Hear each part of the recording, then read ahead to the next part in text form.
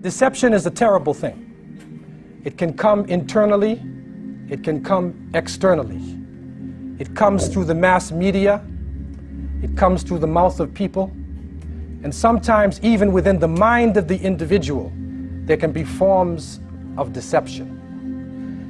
And Allah subhanahu wa ta'ala in Surah Yunus, in the 16th verse, Allah tells us, and who is more unjust than he who forges a lie against Allah or denies His signs?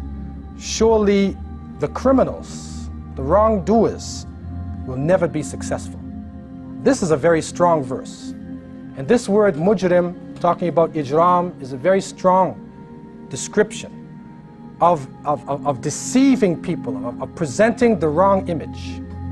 And what we have noticed is that when the word Islam comes to the surface, when people are from the mainstream hear the word Islam or Muslims, an image of negativity comes to their minds and their hearts. And we did a study in Toronto. We went to the different corporations. It was an anti-racist study. And this is where we were testing the psychology of people in relationship to different ethnic groups. And so there was a person who was a native, and there was a working woman, and there was a person of African descent, and I was the Muslim in this psychological test. And so they asked the people, look at the picture. And for instance, the picture would show them ice, and they answer cold. They see sugar, and they answer sweet. And then they saw Muslim or Islam.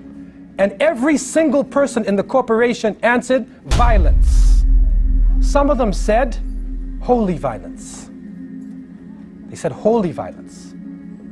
And so when I began to explain to them that the word Islam, the very word itself, comes from peace, and it really means finding peace in submission to the Creator, and beginning to explain what Islam is, the people were in confusion because what was presented to them, what they took in to be reality, was something different than what we know about Islam in the Muslim world.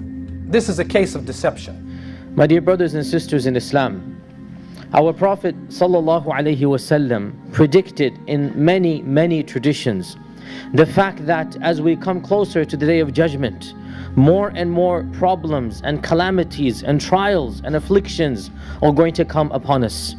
In one beautiful hadith in Sahih Muslim, our Prophet ﷺ said that each and every prophet warned his ummah about the problems that they would face. And what I am telling you is that this ummah of mine, its blessed era is the earlier era. And as for the later eras, that's basically us. As for the later times, فَسَيُصِيبُ آخِرُهَا بَلَاءٌ وَأُمُورٌ تُنْكِرُونَهَا. The later times are going to be afflicted with trials and calamities that you will find difficult to bear. And our Prophet ﷺ said in this hadith, every time one trial comes, it will make the one before it look trivial. كُلَّمَا تَجِيءُ فِتْنَةٌ يُرَقِّقُ بَعْضُهَا بَعْضًا. Each one will make the one before it seem to be trivial. And brothers and sisters, wallahi, when you look at the events and occurrences in the last decade and a half, it appears that, wallahu musta'an, we are seeing this hadith enacted before our very eyes. Every time we thought that nothing worse can happen, another calamity, another tragedy, the rise of Islamophobia.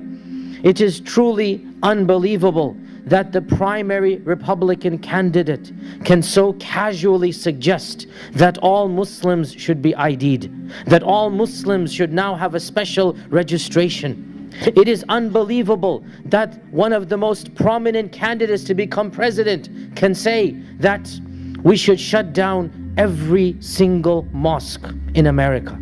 Brothers and sisters, I cannot stress enough how dangerous such rhetoric is. Why?